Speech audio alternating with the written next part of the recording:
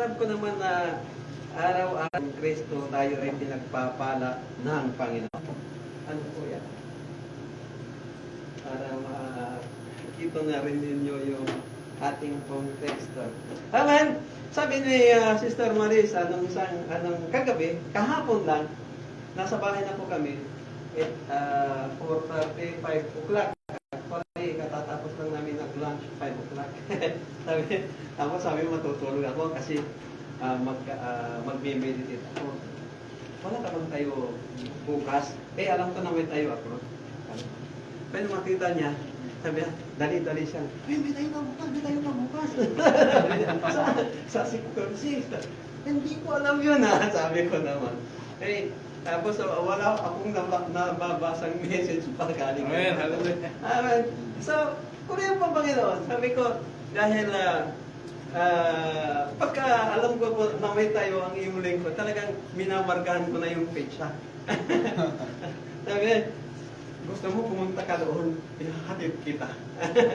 Puri yung Panginoon. But, palaging naghahanda o nagbibigay ang Panginoon ng kanyang salita. Amen? At muli, akin pong babasahin at pakinggan po ninyo. Ang sabi po sa James 4:8 sa NIV, come near to God and He will come near to you. So, dyan pa lamang po, nakikita na po natin yung assurance na pag tayo lumapit sa Panginoon, Jack, lalapit din po siya sa atin. Di po ba? Wash your hands, you sinners, no? And purify your hearts, you double-minded. Wash your hands, wash your heart, wash your soul. Ito po yung pinapaabot po sa atin ni Santiago, no? Ni James, no? Santiago, yung mga hindi nakakakilala kay James, si Santiago po yun. Pag hindi natin kilala si Santiago, siya si James. Purify your heart. Ikaw na may dalawang akala. Ikaw na nagdaan, nagdududa. Sabi ng Panginoon, halika, lumapit ka sa akin. Ito po ay isang paanyaya po sa ating lahat. Amen. Not only the Christians, but not only the born-again Christians, but sinasabi po yan, for all people. Lalong-lalo na po yung mga tinawag ng Panginoon. Sabi niya, lumapit kayo sa Diyos. Sabi niya, lalapit siya sa inyo. Yun po yung salita niya. Sabi po ni Santiago na, come. Come is for everybody. Para po sa ating lahat po yan. Lahat po tayo invited ng Panginoon. Di mo ba pag may handaan ng ating pong kapatid, ng ating pong sister, no? Magyari sa kumpare, invited po tayo. Pag mayroon pang imbitasyon, VIP. Wow, ang ganda, no? Very interesting people. Di ba? Pero pag ang Panginoon ang nag-anyaya at nagpadala sa atin ng Peter para tayo ay papuntahin sa simbahan, kahit wala kang dalang imbitasyon na ibinigay sa kanila, sinasabi ko, VIP. Very, very important person tayo sa Panginoon. Bakit? Anong sabi po ng kapatid, 2 or 3 gathered together, in the name of God, in the name of Jesus, He is there. Kaya, importante tayo sa Kanya dahil makikipagkita tayo sa Panginoon. Amen? Sabi ko, nung nagme-meditate ako kahapon, kagabi, sabi ko, nga pala, doon ko din na-realize, no? Na ako pala pag lumalapit o ni-invite sa gawain ng Panginoon, VIP pala ako sa Panginoon. VIP pala tayo lahat. Amen. Sa Panginoon. Amen? Bakit tayo inimbita sinasabi po ni James itong imbita sa atin? Upang ma-realize po natin ang ating pong sarili. Bakit? Kasi sinasabi po sa Biblia na ang lahat ay nagkasala. Sino ba ang matuwid? Di po ba? Kaya sabi niya, you sinners, purify your heart. Linisin mo ang iyong puso. Sabi po ni Santiago. Ito po yung pinapabot sa atin ng Panginoon. Amen? Amen. So, kapag sinabi pong come, sabi po ng Panginoon, no? Kapag sinabi pong halika, punta tayo sa gawain ng Panginoon. iniibita tayo ng Panginoon upang ma-realize nga po natin ang ating sarili at magkaroon po tayo ng tamang ugnayan o tunay na relasyon sa Panginoon. Amen? So pag sinabi yung tunay na relasyon sa Panginoon, alam niyo ba yung matalik mong kaibigan? Minsan, higit pa sa iyong kapatid, di po ba? Ganon ang Diyos po sa atin. When He invited us, talagang tunay at higit pa ang sabi po ng Panginoon sa atin is binigyan niya tayo ng karapatang maging anak ng Diyos. So higit pa sa magkaibigan. Di ba ba, higit pa sa matalik na magkaibigan, kundi itinuring po tayong anak ng Diyos. Amen. Amen? So napakabuti po ng Panginoon sa buhay po natin. Kailanman hindi nagkulang ang Diyos. So pinapaabot po ni James sa lahat na ang imbitasyong ito ay ang pagbabalik loob sa atin pong Panginoon. Magsisi, maglinis ng kasalanan. Higit sa lahat, gusto niya, gusto ng Diyos, magkaroon po tayo ng intimate relationship sa atin pong Panginoong Jesucristo. Amen? Amen. Actually, nang nagbibilitin ako, English. Pinagkakantaan ko yung mga kapatid po natin, wala sila ngayon. May pasok siguro sila. Hindi pasok. Sabi ni Sister Marisa, English ka ngayon. Ulit ba ang Panginoon? Amen? At nakakalungkot, dahil sabi niya, come, punta ka sa simbahan. Ha? Kadalasan, ito ay nai-ignore ng tao. Minsan ayaw, minsan busy, o talagang napipilitan lang. Pero sabi po ng Panginoon, pag tayo invite sa simbahan, no? Dito po natin makikita. At dito po natin makikilala ang ating pong pag-asa. Matatagpuan ang ating pag-asa na buhay na kasiyasiya. Buhay na walang hanggan. By the way, no? Ang ating pong title, Come Closer to God. Halika, lumapit ka, mas lumapit ka pa sa Panginoon. We will seek the intimacy of God with God. Yung intimate relationship sa atin pong Panginoong Jesucristo. Ang paglapit po sa Diyos ay nangangailangan po ng desisyon. Amen? Magkangailangan po ng desire. I-desire po natin with humbleness and faith. Kaya sabi niya, kayong mga makasalanan, halika dito. Ito po nangangailangan ng pagpapakumbaba. No? Ngayon, kung wala tayong desisyon na gagawin, abay, hindi po natin makikilala ang ating pong Panginoong Jesucristo. Amen? Amen. So, hindi po madidevelop yung humbleness, hindi po madidevelop yung faith natin sa Panginoong Jesucristo. Kaya ang tema po natin, getting closer to God is an act of faith leading into salvation.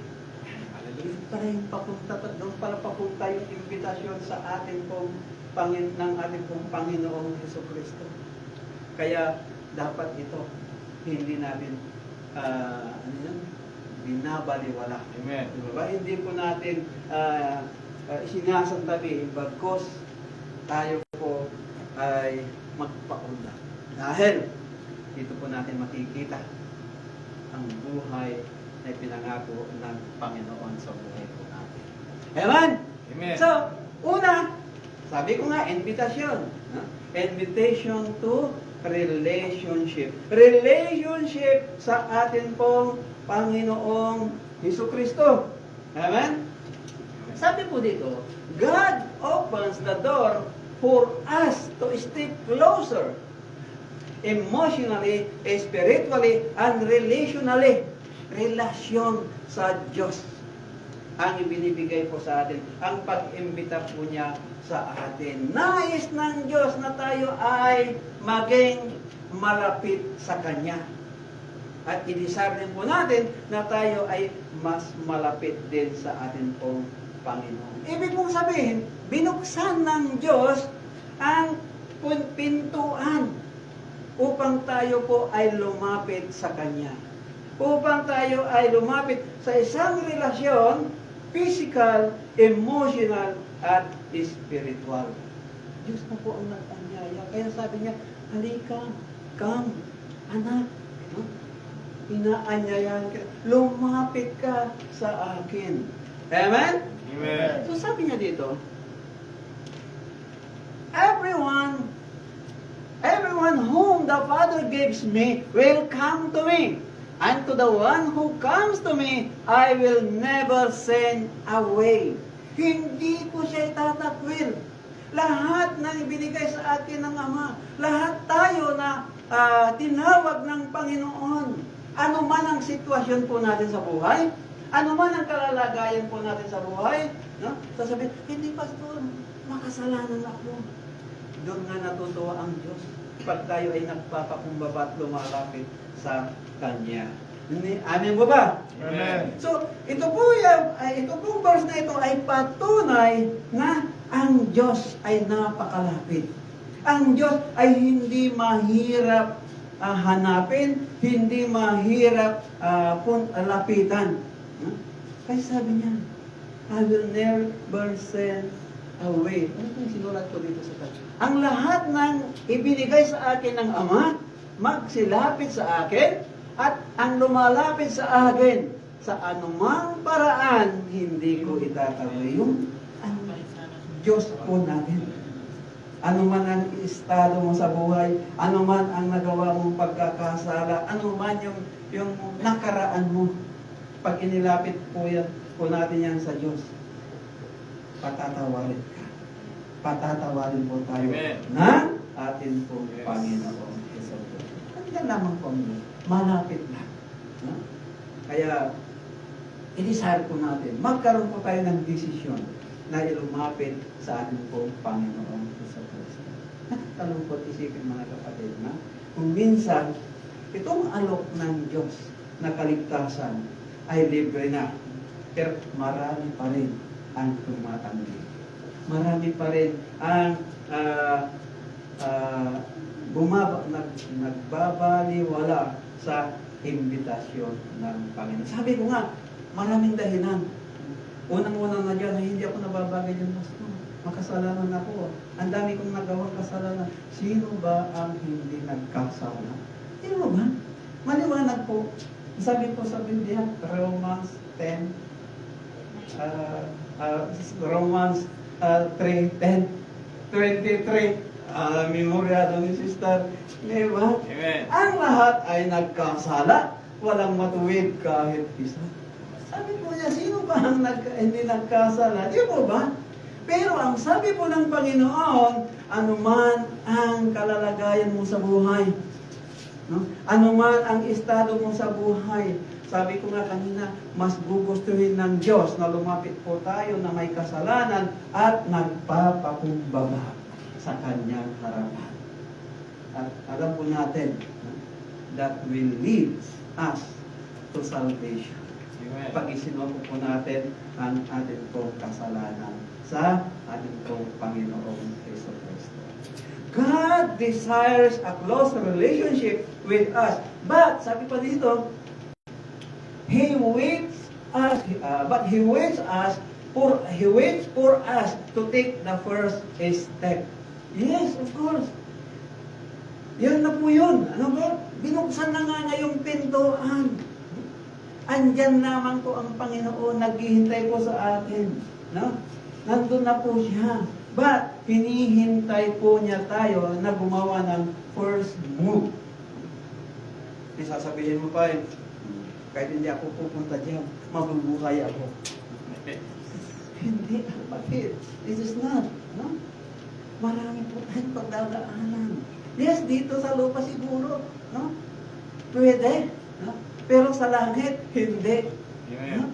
Yun po yung consequences pag hindi po natin pinaunlakan ang ating pong Panginoong Jesucristo. Libre na nga yung alok na kaligtasan ng Diyos. Katulad lamang po nung mga binata, dalaga pa tayo. Dalaga sila at binata tayo, no? Pagka mamaya, ay, Ganun pala. Tayo nung araw. Hindi. Ano? Di ba? Yung binata, sino ba ang unang, nung napangasawa mo yung asawa, sino bang unang gumawa ng first move? Di ba ba? Tayo, mga lalaki. Amen. Di ba ba? Tahimik lang siya doon, ginulo mo siya eh. Di ba? Ganun po ang Panginoon po natin. Yes. Hinihintay niya na tayo ay lumapit sa Kanya upang yung relasyon ay mabuo sa ating pong Diyos at sa atin. Amen? Amen. So, God assures that when we take the first step, He will respond. Ang sabi po niya, pag tayo ay lumapit sa ating pong Panginoon, ang sabi niya, and He will come near to you. Sinisigurado ng Panginoon na hindi po masasayang yung paglapit natin sa Kanya. When we are invited. Sabi ko nga, VVIP para tayo sa ating pong Panginoon. Ang kailangan lamang po natin, mga minamahal, mga kapatid, is to seek Him diligently. Amen. Hanapin po natin lagi ang Panginoong Jesus Cristo, ang ating pong tagapagtanggol. Sabi niya dito, seek the Lord while He may be found. Call Him while He is near. Tawagan mo siya. Hanapin mo siya. Ano sabi niya? Inyong hanapin ang Panginoon samantalang siya ay masusumpungan. Magsitawag kayo habang sa Kanya samantalang siya ay malapit. Malapit lamang po ang Panginoon sa buhay ng nagsisik sa Kanya. Malapit lamang po ang Panginoon sa mga taong nais na mapalapit sa Kanya. Sa mga taong naghahanap po sa Kanya. Hindi po mahirap lapitan ang Panginoon. Sabi niya, seek the Lord while He is near. Hanapin natin siya habang siya ay napakalasig. Yes, bagamat mataas ang langit, isang tuhod lang yan. Amen. At abot natin ang Diyos sa ating pong mga panalangin. Amen? Amen. Napakalapit ng Panginoon. Ang problema, minsan, hindi natin siya hinahanap. Napakalapit ng Panginoon. Ang problema, hindi natin siya matawagan. Amen? Sabi niya, call to me and I will answer you. Ano pong version? Jeremiah 33 verse 3. Walang putol po yun. No? Online lagi. No? Samantalang yung sawa natin, pag naubusan, hindi ka na makatawag. Ito, libre na. Di mo ba? Maalala naman po natin ang Panginoon, no? Kapag tayo ay may pangangailangan. Minsan, no? Mayroon po tayong kinakaharap na problema, and then, naaalala natin ang Diyos. Why not unahin natin ang Diyos? Seek first, sabi niya, habang siya ay nandiyan. Habang siya ay mahahanapan po natin. Amen nga? Amen. Amen po ba? Amen. Don't you waste our time for nothing, but seek God diligently. At andyan naman po siya, naglihintay sa atin. Ang sabi niya yan? Ang kapayapaan ay matatagpuan sa presensya ng Diyos at nagkakaroon ng malinaw na direksyon ng buhay kapag ang relasyon sa Diyos ay tunay na napag-ibay. Ano po yung mga kapatid? No? It happens not only me, sa akin pong pamilya, sa akin pong mga kapatid, sa aking asawa. Kasi pag may relasyon tayo sa ating pong Panginoon, totoo po mga kapatid, hindi po sayang ang pagkakataon. Amen. Lahat ay mahalaga. Amen? Amen. So that is number one. Invitation to a close relationship sa atin pong Panginoong Jesucristo. Huwag po natin sayangin, mga kapatid. Amen? Bigyan po natin ng halaga. Amen. Sabi niya diyan, wash your hands. Wash your hands, wash your heart, wash your soul. Ito po yung pinapasabi po sa atin ng Panginoon. Kaya dapat, pag ganun po ang sinasabi po ng Panginoon, sinasabi po niya na we have to call repentance. Mag-repent. Ano yung repent? Pagsisisi. Amen? Pagsisisi sa atin pong mga kasalanan. Purify o dalisayin ang ating pong puso at ang ating pong kaluluwa. Kapag binigyan po natin ng mas malalim na kahulugan kung ano ang hinahanap ng Diyos, ito ay ang kalinisan ng ating pong puso. Amen? At ito ay nag-uumpisa sa pamamagitan po ng pagsisisi ng ating pong mga kasalanan. Yes. Di po ba? Ang Panginoon, naghihintay lang, sabi ko nga, He is everywhere. Amen? Wash your hands. Ito po ay pagtalikod sa atin pong mga nagawang kasalanan. Wash your soul. Wash your spirit. Ito po yung pinapaabot po ng Panginoon. Upang malaya po tayo makalapit sa luklukan ng trono ng pagpapala at upang walang hinder yung mga pagpapalang nakalaan sa inyo at sa akin. Amen? Purify your heart. Ito po ay tumutukoy sa panloob po nating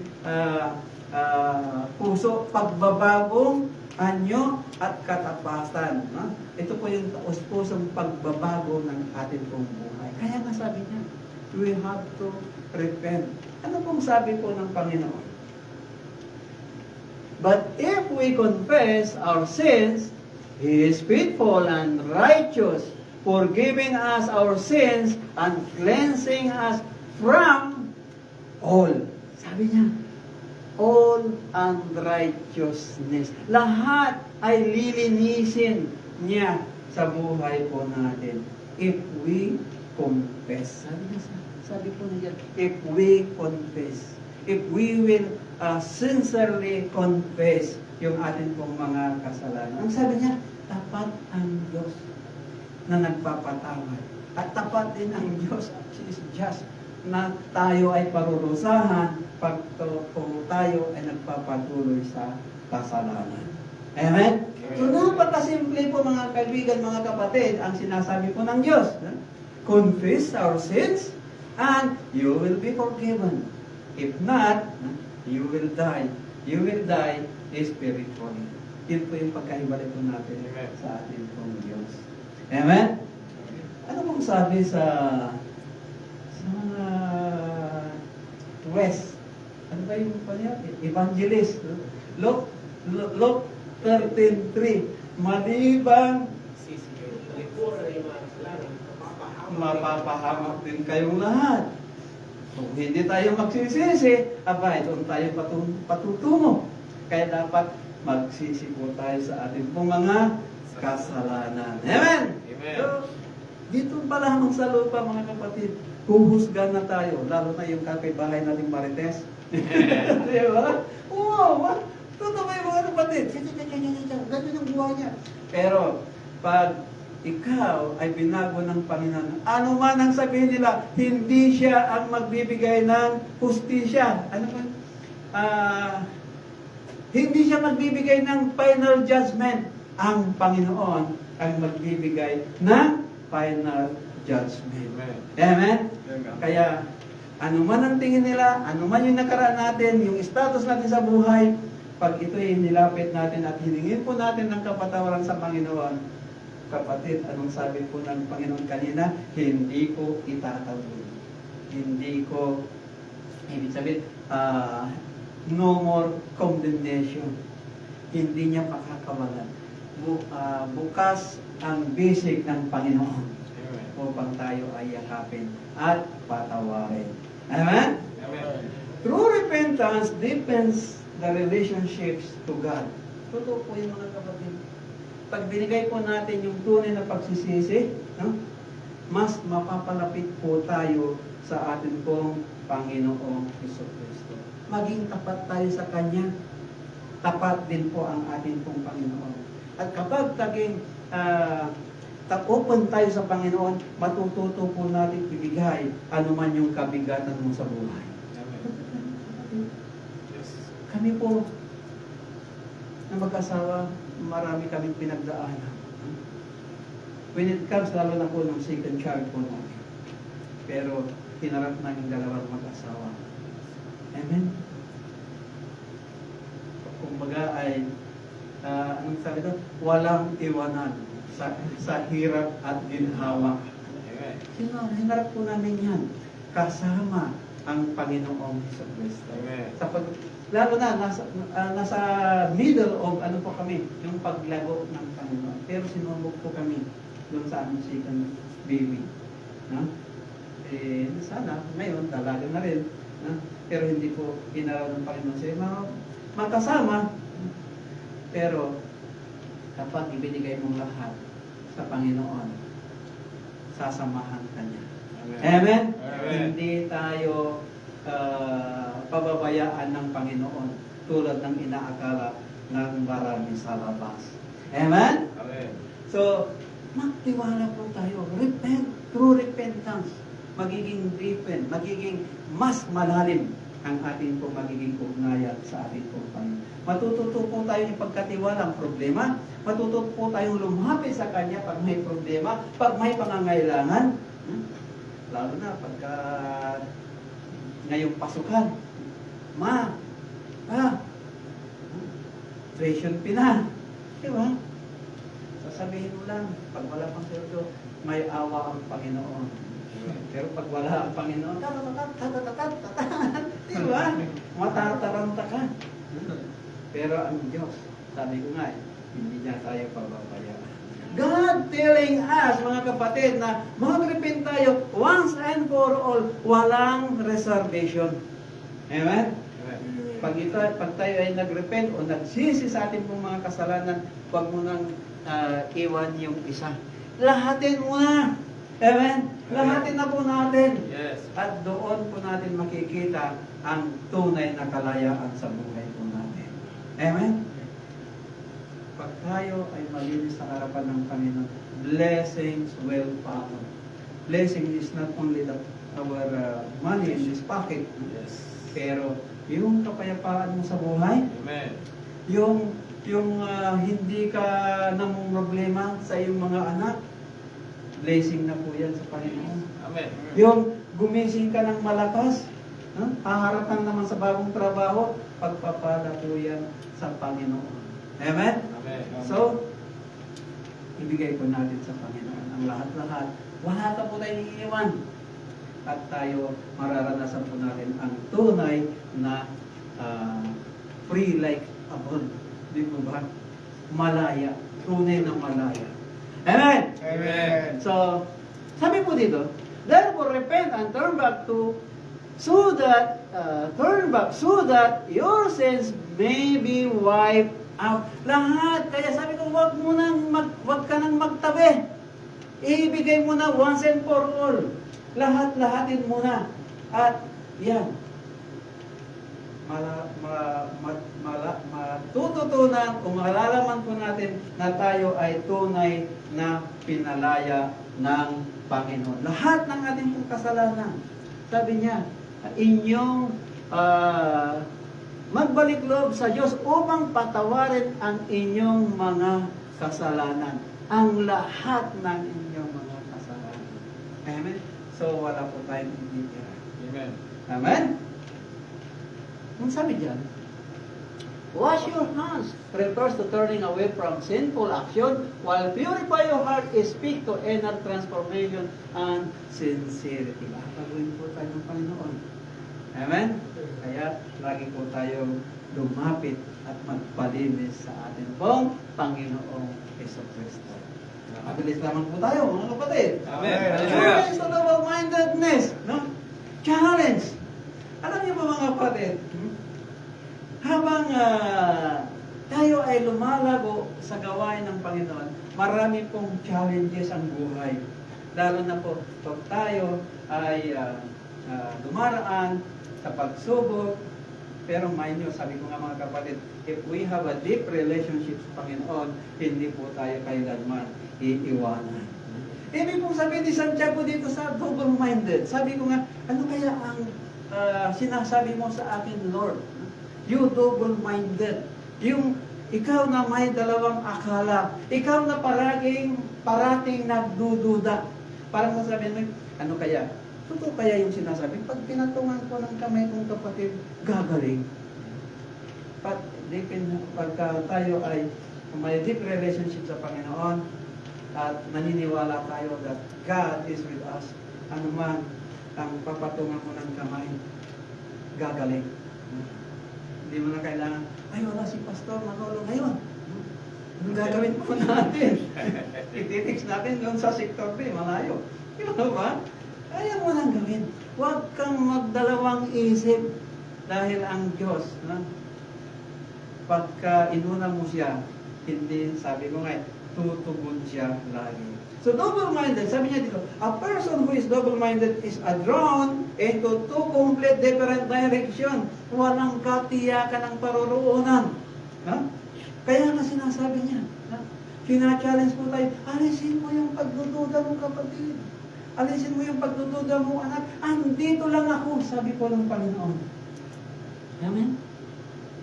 Actually, nung ako rin ay pabago-bago sa Panginoon, alam po ninyo, nung kami ay nag-aaral ng discipleship training, yung pagpapatong ng kamay, hindi ako naniniwala. Sa mga pastors po natin, yung mga nag-evangelize sa amin, nagturo sa amin. Sasabihin ko, sinasabi ko, ano kaya yung nangyayari? Kung nakikilala nyo si Pastor Jess Chudoso, yun po yung talagang nagpapasting po talaga yun. Dumating yung deliverance, dumating yung baptism of the Holy Spirit.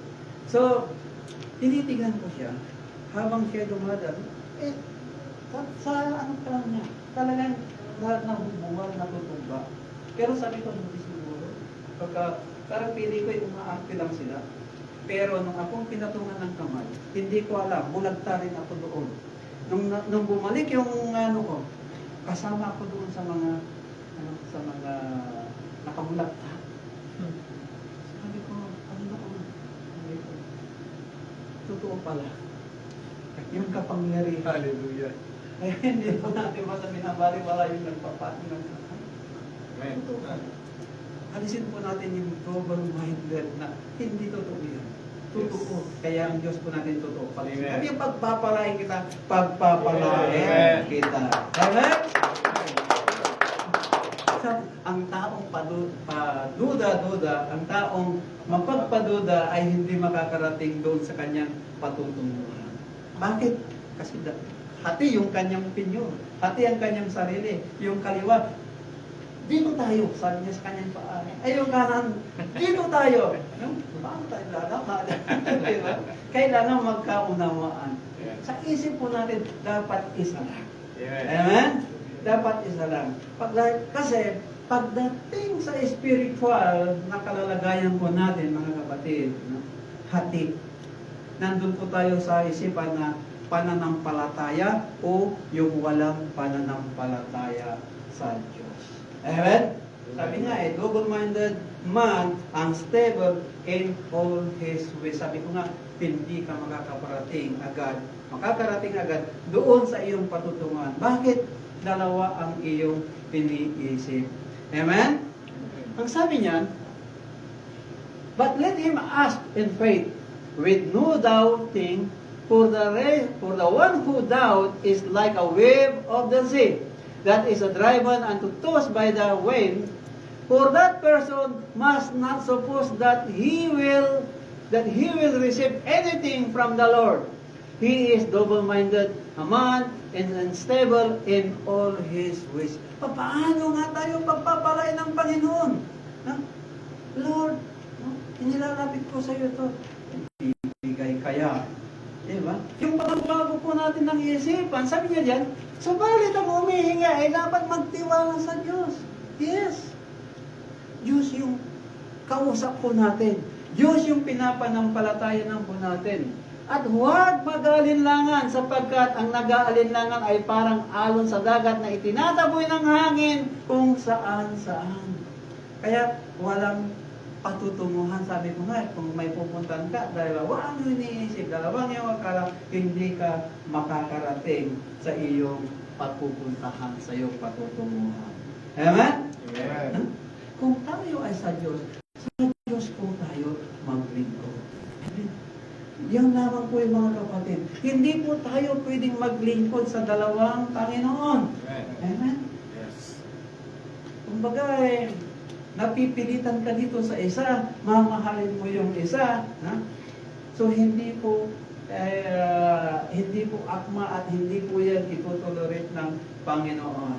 Amen? Amen. So wala po tayong mapapala pagpabago-bago ang atin pong isipan. Ano yung sabi? Parang alon na, ano yung alon na hinahampas-hampas lang sa dagat. Diba? Yung sa tabi ng ilog. Doon po sa amin kasi Karayan. Yung Karayan, no? So sa Cagayan River, ganun lang yung alon. Walang alon, diba? Pag ganun lang yan. Pero napakagandang lugar. Ang daming fish dock. May sarap maligo.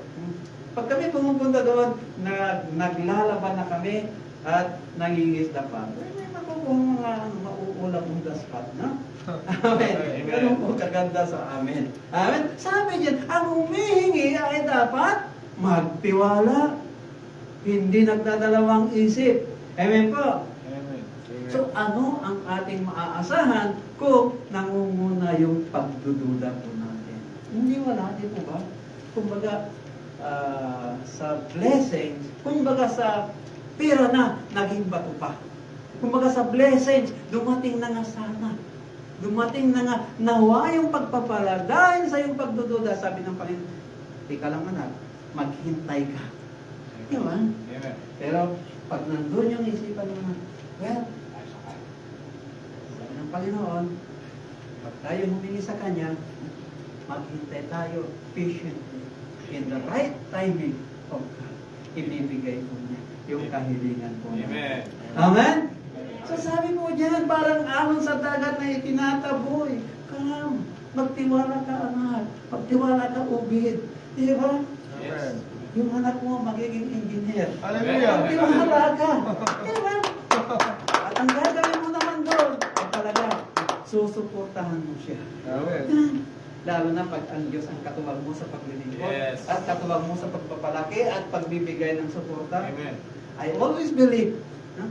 Nung sabihin ng anak ko, sabi niya, Dad, gusto kong maging engineer. Amen. Eh, gusto ko naman. Kasi nung ako ay nag-aaral, nung arkitekto, no? Ay hindi ako nakakuha ng board exam. Sabi ko sa kanya, kung yun ang gusto mo, pero binigay ko sa kanya rin. Gusto ko maging architect ka. Eh hindi, gusto niya maging engineer. So, praise God, naghanap siya ng paraan para ako ay makatulong, para matulungan daw niya ako. Kami, na mag-asawa, sa kanyang suporta, kaya magpapaaral, naghanap siya lagi ng, ng scholarship. Alam niyo po ba na doon sa amin sa Isabela, doon sa lugar ng Kuya Joyce, ano yan, inabot siya ng Bagyo. Magpapapirma, isang perma na lang daw ng kapitan at isasubmit niya, yun na yung kanyang approval para ma-approval yung kanyang scholarship. Hindi nagkataon dahil nabagyo. Nag-take siya ngayon ng OPCAT. Praise be to God dahil siya naman po ay naging eligible. So sa ngayon, nasa UP siya ngayon. Amen? Bakit mo nangyari? Kung kailan si Sister Marisa ay nasa bahay lang, nagpapahinga, pero natanggap si Will Mark. Dahil kung hindi, amen, abay, mag-face ka anak. Pero sabi ko nga, pag tayo nagtiwala sa Panginoon, nang walang pagdududa, ngayon, kasama namin ang Diyos. Kasama namin ang Diyos sa pagkasaaran sa Kanya. Kasama din kayo. Bakit? Kasi government fund po yun. Kaya magbayad tayo ng tax ang maaga. Praise God. Libre po siya ngayon ng tuition doon. tulong namin sa Kanya, yung Kanyang tirahan at Kanyang pagkain. Okay? Hallelujah. Kaya, alisin po natin yung double-minded po natin. Ibigay po natin sa Panginoon Amen. po yan. Amen? God challenge our finances. Alam niyo po ba yung mga kapatid? Sabi ko, sa dinami-dami ng salita ng Panginoon, pati yung aking bulsa, i-challenge ng Panginoon.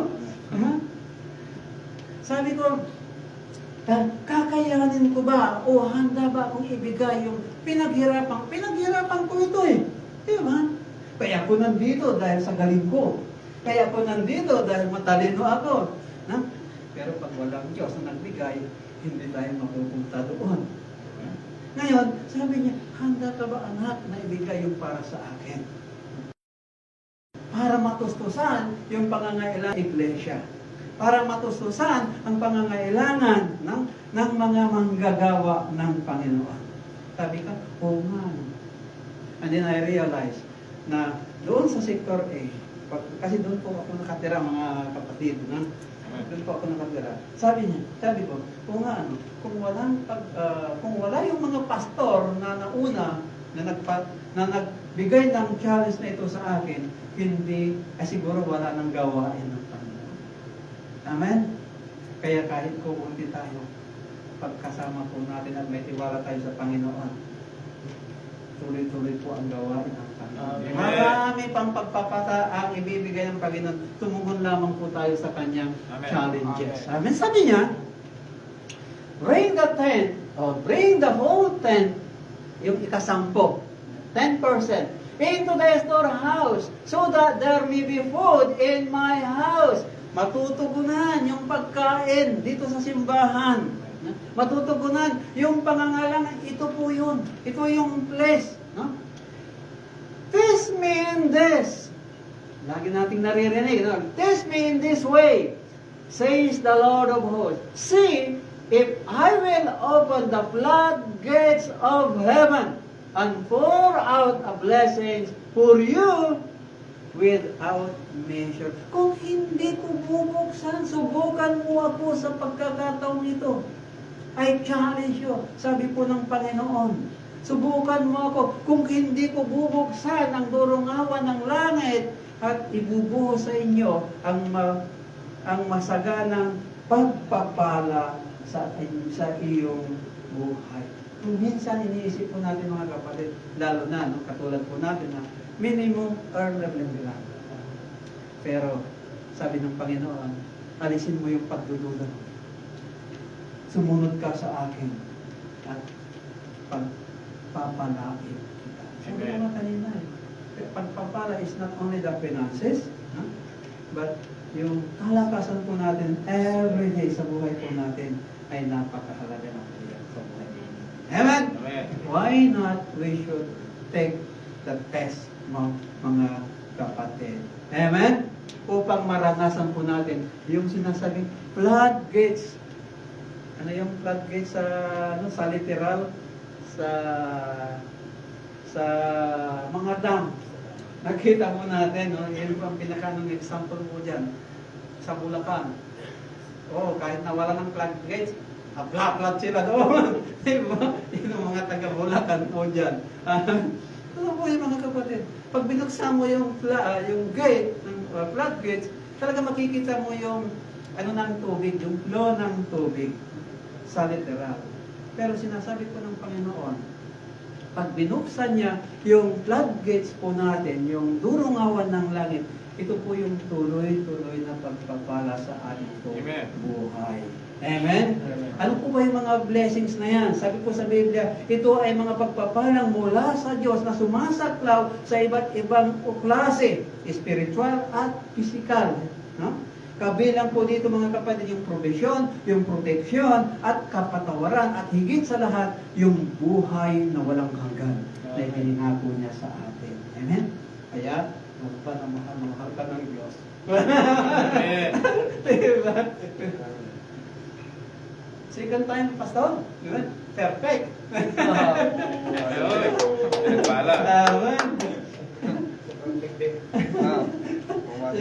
Second tayo. No? Kahit hirap na hirap ako, gusto kong minusan eh. Kasi hirap akong magbasa ng sulat. Alam mo na yung mga kapatid. Kahit binibigyan ko ng importansya lahat ng mga pagsusulat ninyo. Kaya para hindi mabaliwala, binabasa ko kahit nahihirapan, isa-isa po yan. Binabasa ko siya isa-isa. Sabi ko nga kayo, sabi nga ni Sister Marisa, sabi, paano ito? Sabi ko, bakit? Ang nakasulat dito, Luke 13:3. Pero, ang sinasabi niya, Romans 8, Acts 4:12, sabi ko. Alam naman niya eh, magkaiba nga lang ng laman. Sabi ko kasi sa Marisa, problema ko ngayon kung bibigyan ko siya ng grade o hindi. Purihin ba ang Panginoon? Amen! So, ano po yung mga blessings na yan, mga kapatid? Sabi niya na, spiritually, we will be saved. Physically, no? Kasama na yung provision ng Diyos, no? Psychological, emotional, physical, and financial. Nandiyan na po lahat yan. It is a package blessing pag ibinigay po natin yan sa Panginoon. Sabi niya, physically, hindi tayo magkakaroon ng malalang sakit. Or we are protected by God. Psychologically, hindi maatipiktuan yung isipan po natin kahit marami tayong dinaranas na problema. Hindi ka mai-stress kahit ang dami mong trabaho. Amen? Totoo yung mga kapatid, emotionally, hindi apektado ang iyong kalooban. Tumanas man tayo ng sari-saring pagsusuko, nakakangiti ka pa rin. Totoo yung mga kapatid. Amen. Ano man ang pinagdaanan mo na pagsubok, mabibigat man, nakakangiti ka pa rin. Bakit? Kasi kasama mo ang Panginoon. Amen. Yung magbibigay ng kapayapaan. Amen? Financially stable. Sabi nga eh, pag binuksan ng Diyos, yung gurungawan ng langit, tuloy-tuloy na pagpapala. Physical, emotional, psychological, spiritual. Kasama po yan. Paging ang financial po natin, hindi po tayo nawawala. Amen? Amen. So nakita po ninyo, pagka tayo nagtitiwala sa Panginoon, sumutugon sa kanyang panawagan, invitasyon, hindi mawawala ang puso. Ako nga eh, meron pa akong 5 reals. Yeah. Ibig sabihin, 22 na ngayon. O 8 days na lang. Di ba? 8 days na lang. Baka mamaya, Lunes, Martes, Linggo, Sabado, baka Lunes, baka may sweldo na. Amen. O, sige. So, hindi ka tayo pagkukulangin ng Amen. Panginoon. Amen?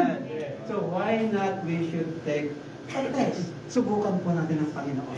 Amen. Ang challenge ng Panginoon. At tignan po natin. Bubuksan niya ang durungawan ng langit. The promise of divine nearness.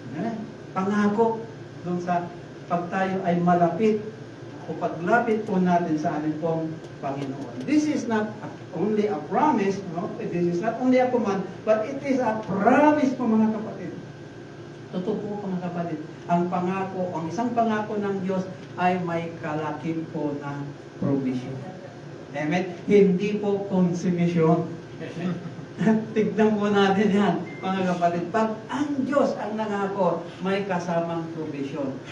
Hindi consummation. Amen? At mayroon pong benepisyo po yan, mga kapatid. Amen?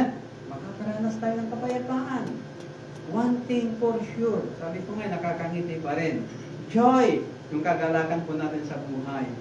Kaya sabi niya, ng Panginoon, come, I have something for you. May inihanda ako sa iyo. Kaya, huwag kang mag-atubili. Halika, lumapit ka sa akin. Therefore, sabi niya, kaya huwag tayong mag-atubili lumapit sa trono ng mahabaging Diyos upang makamtan natin ang habag at pagpapala. See? Awa, habag at pagpapala na tutulong sa atin sa panahon ng atin pong mga pangangailangan. Andiyan lamang po ang Panginoon po mga kapatid. So, ito po, pag lumapit po tayo sa Panginoon, anong sabi niya? Makakamtan po natin ang kanyang habag at pagpapala. And that, and extend po niya na tayo ay tutulungan sa panahon ng atin pong mga pangangailangan. Amen po ba? Amen.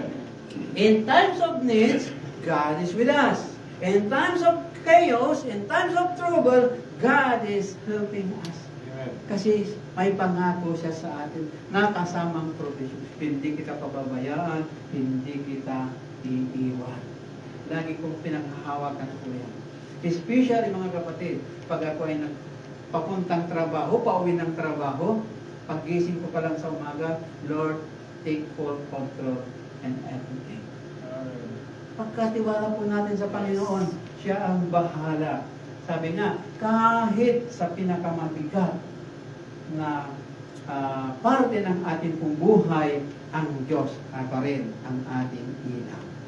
Amen? Amen. Kahit sa pinaka lowest part ng ating pong buhay, ang Diyos pa rin ang nagbibigay ng saklolo. At siya pa rin ang magbibigay ng pag-iingat sa bawat buhay po natin. Kaya, lumapit po tayo sa Panginoon dahil may pangako po siya. Ano-ano po yung mga pangako ng Panginoon? Sabi niya yan, give us peace. Ang aking kapayapaan ang ibinibigay ko sa inyo. Hindi yung nakukuha sa labas. Kapayapaan ang iiwan ko sa inyo. Ang aking kapayapaan ang ibibigay ko sa inyo. Sabi po ng ating pong Panginoong Jesucristo. See? Yung mundo nga ay pinag-isa niya. Yung kapayapaan ibinigay niya sa inyo at sa atin pong lahat. He guides us. Siya yung mag-iingat. Ano sabi niya? Dubaan man ako sa apoy, di ako masusunod. Bakit? Isasama ka o igagayad ka ng ating pong Panginoong Hesus Kristo. Aakayin kita sa tamang daan, sa tamang direksyon. Ipagkatiwala mo lang ang iyong buhay sa atin. Yan ang sabi ko ng Panginoon. Lagi kitang papayuhan. Okay? Dapat magtiwala po tayo sa ating pong Panginoon. He gave us the strength. Siyang nagbibigay kalakasan. Kaya dito po sa Saudi Arabia, alam ko ninyo mga kapatid, kahit pagod tayo sa trabaho, pag tayo ay may Diyos, totoo mga kapatid, nararanasan ko. Amen. Parang pagdating ko lang sa bahay, sabi ko sa may pag sumandal na ako dito, doon sa aking pong place, doon sa higaan. Kasi pag doon sa place niya, hindi ako makatulog. Kaya may place ako. Pag nilagay mo yung mga una na yan at nagbasa ako, tapos maya-maya, ay, wag kang umupo dyan. Sabi niya, alam ko na yan. Kasi hindi, nagbabasa ako, tapos, ano lang yan, pahinga lang. Hindi alam ko na yan. Kasi makakatulog na ako doon. Ay kapayapaan. Diba? Pero yun po yung nagbibigay lakas sa atin. Ang Panginoon. Sabi niya, si Yahweh ang nagbibigay ng ating lakas. Pagpapala, kabagat pagpapala ay ating pong mapayapang buhay. Sabi po diyan sa 29:11 ng Psalm. Ibigyan po tayo ng mapayapang buhay. Amen? Amen. So, ito po yung mga benepisyo na makukuha po o na ibinibigay ng Panginoon sa buhay po natin. Amen. Lastly, ito po yung sabi po nito. Sabi niya, pag tayo ay malapit sa Panginoon, lumapit at tumugon po tayo sa invitasyon ng Panginoon, sabi po niya, there is therefore now no condemnation for those who are in Christ. Lahat po ng nakay Kristo ay, ano yung sabi niya sa Tagalog? Wala nang kahatulang parusa sa mga taong nakipag-isa kay Kristo. Ito pala. Kaya nga, wala nang kahatulan para sa mga taong nakikipag-isa kay Kristo Jesus sa pamamagitan ng kautusan ng Espiritong nagbibigay buhay dahil sa pakikisa natin kay Kristo Jesus. Pinalaya na ako mula sa kautusan at ng kasalanan at ng kasalanan at kamatayan. So, pinasabi po mga kapatid, ano ba, na pag tayo nakipag-isa kay Kristo, wala nang condemnation, wala nang parusa. Kaya, sabi ko ng Panginoon, sinasabi po ni James para sa atin, manatili tayong tapat at banal sa harap ng Diyos. Why not? Subukan po natin yung close relationship and intimate relationship po natin sa ating kumpanya ay pag-ibayuhin po natin. Amen? Amen. One thing for sure, sabi po sa Biblia, ang nananatiling tapat hanggang wakas ay siya maliligtas. See? That is one of the promise, 1,000 promise na sinasabi po sa Biblia na tayo ay maliligtas if we still sa presensya po ng ating po Panginoon po sa Kristo. Amen? Palakpakan po natin. Hallelujah! Hallelujah! Tayo po yung magpasalamat. Yes, sa paragahan, maraming salamat po Panginoon sa mga oras na ito.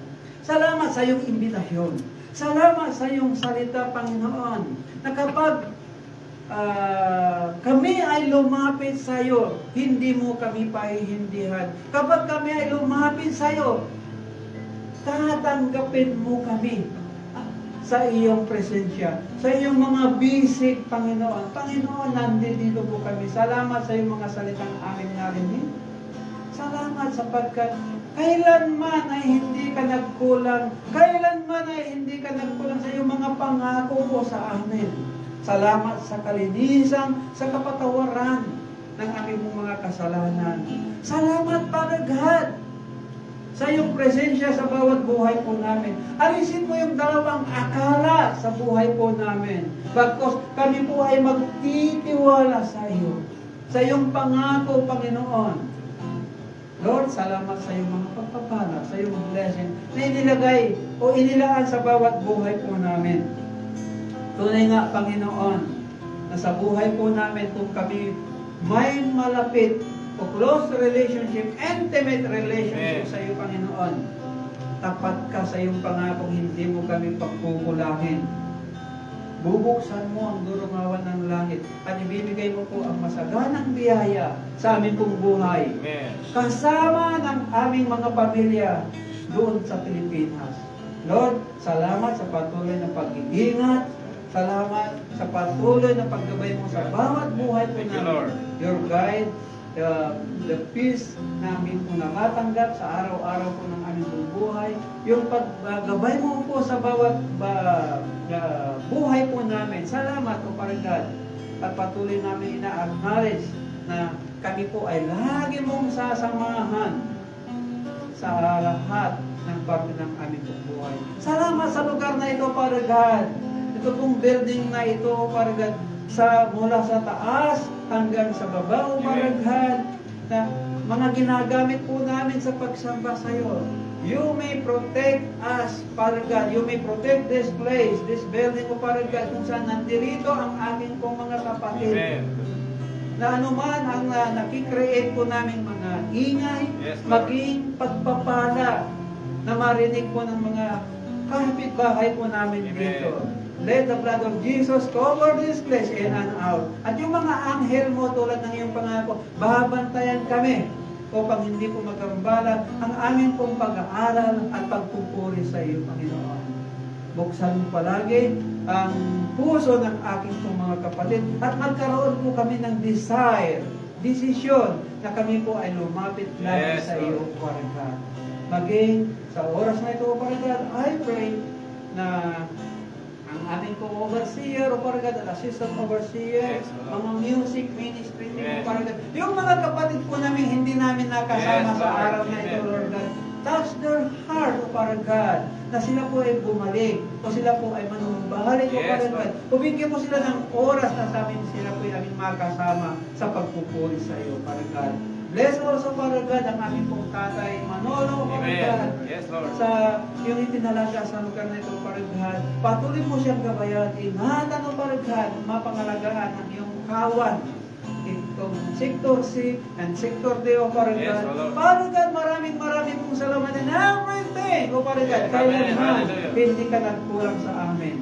Sa iyo po namin ibinibigay ang lahat ng baboy at saka sa pangalan ng Panginoong Kristo at sa malayang patilos ng banal ni Espiritu, ang lahat ng kapala ng Diyos ay magsabi na, Amen. Amen.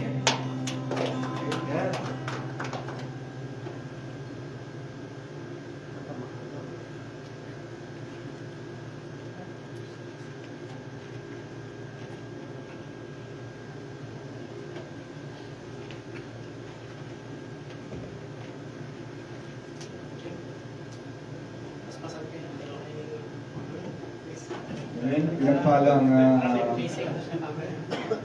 tunay po na narinig po natin ang pinagpalang mensahe po ng ating Panginoon sa araw na ito. At ngayon po ay dadako po tayo para po sa ating pong dalawang pinagpalang mga kaibigan na dinala po ng ating Panginoon dito na makarinig po kayo ng salita ng Panginoon. Alam niyo po mga kapatid, hindi po ito sinadya, kundi ito ay tinakda ng Panginoon na